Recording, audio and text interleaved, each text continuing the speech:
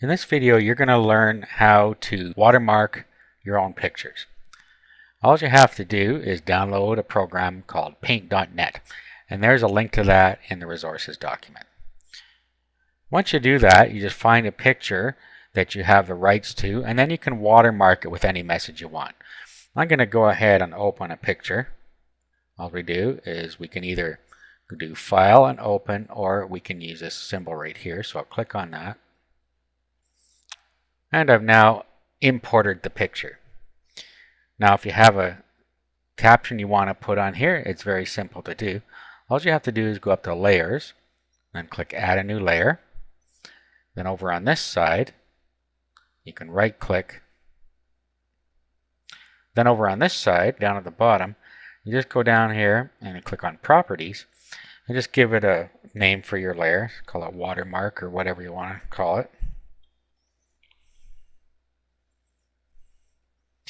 And then all you have to do is come over to your little tools thing over here, pick the text, and then over here are your colors. So you want to pick the color that you want your text to be. And you can use the wheel here just by clicking in the wheel, or you can click More, and then you can set the red, green, blue over here by moving these around, or you can just key in the hex code down here.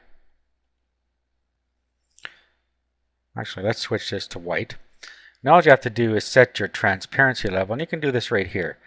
And we can make it more transparent by moving it down this way. Okay, so let's click over here, and then let's put our text in here that we want on here.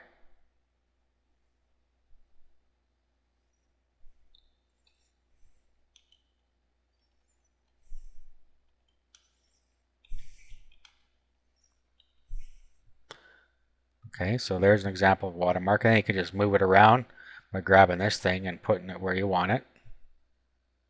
So you want it down here. And then you can go back, and then you can move this around, move it back and forth, and you see how it becomes more or less transparent. Okay, so there's our watermark.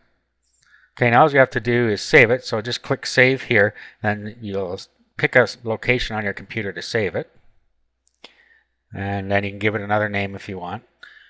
Now, you can either save it as a paint.net and it'll save it as a project file, or you can save it as a picture file right away. And to do that, you're going to have to save it in GIF format. So click there, click Save.